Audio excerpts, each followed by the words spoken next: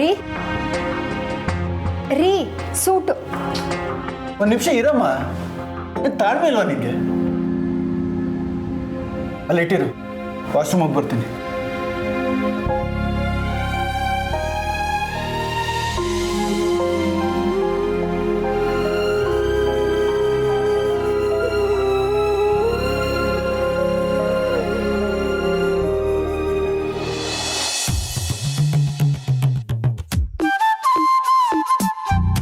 ನಾನು ಕಮಲಿ ಅವ್ರನ್ನ ಆದಷ್ಟು ಬೇಗ ಮದುವೆ ಆಗ್ತೀನಿ ಅನ್ನೋದನ್ನ ಅಮ್ಮನಿಗೆ ಹೇಳಿದೆ ಅಂತ ಆಸಿನಿ ಅತ್ತಿಗೆಗೆ ಹೇಳಿದ್ರೆ ಎಷ್ಟು ಖುಷಿ ಪಡ್ತಾರೋ ಏನೋ.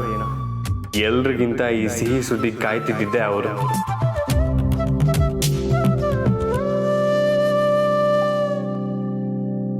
ಖುಷಿಯಾದ ವಿಷಯ ಹಂಚ್ಕೊಳ್ಳೋಣ ಅಂತ ಬಂದ್ರೆ ಅತ್ತಿಗೆ ಏನೋ ಬೇಜಾರಲ್ಲಿರೋ ಹಾಗಿದೆಯಲ್ಲ, ಮೊದಲು ಅದನ್ನ ಸರಿ ಮಾಡಬೇಕು.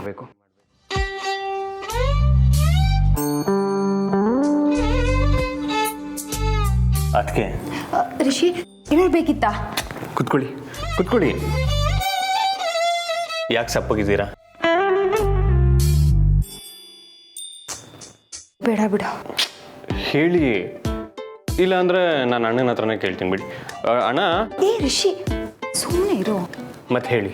ನಿನಗೆ ಗೊತ್ತಲ್ಲ ರಿಷಿ, ಇನ್ನೇನು ಹೊಸ ಪ್ರಾಬ್ಲಮ್ ಇರಕ್ಕೆ ಸಾಧ್ಯ? ಜಗಳನ? ಹಾಗಾದ್ರೂ ಆಗಿದ್ರೆ ನಿಮ್ಮ ಅಣ್ಣ ನನ್ನ ಹತ್ರ ಮಾತಾಡ್ತೀರಂತ ಖುಷಿ ಪಡ್ತಾ ಇದ್ದೆ. ಏನು ಮಾತಾಡ್ತಾನೆ ಇಲ್ಲ. ಕೋಪನ ಅದು ಗೊತ್ತಿಲ್ಲ. ನಾನು ಹೇಗೆ ಅವ್ರ ಹತ್ರ ಮಾತು ಶುರು ಮಾಡಲಿ ಅಂತ ನನಗೂ ಗೊತ್ತಿಲ್ಲ.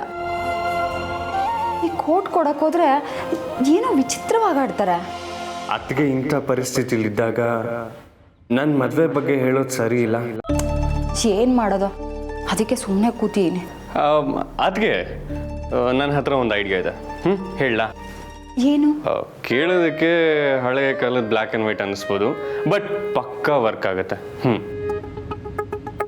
ಹೇಳು.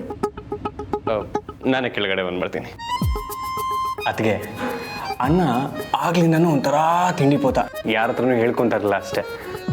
ರುಚಿಯಾಗಿರೋ ಅಡುಗೆ ಏನಾದ್ರು ಹೊಟ್ಟೆಗೆ ಬಿತ್ತು ಅಂದರೆ ಆಟೋಮೆಟಿಕ್ ಆಗಿ ನಗು ತುಟಿ ಮೇಲೆ ಓಡಾಡ್ತಾ ಇರುತ್ತೆ. ಅದೇನೋ ಹೇಳ್ತಾರಲ್ಲ, a man's way to his heart is through his stomach ಅಂತ. ನೀವೇನಾದ್ರು ರುಚಿಯಾಗಿರೋ ಅಡುಗೆ ಮಾಡಾಕ್ಬಿಟ್ರೆ ಟ್ರಸ್ಟ್ ಮೀ, ನಗ್ನಗ್ತಾ ಓಡಾಡ್ಕೊಂಡಿರ್ತಾನೆ. It will work. ಈ ಫಾರ್ಮುಲಾ ಟ್ರೈ ಮಾಡಿ ನೋಡಿ, ಆಮೇಲೆ ನೋಡಿ ಹೇಗೆ ವರ್ಕ್ ಆಗುತ್ತೆ ಅಂದ್ಬಿಟ್ಟು. ಹೌದಾ?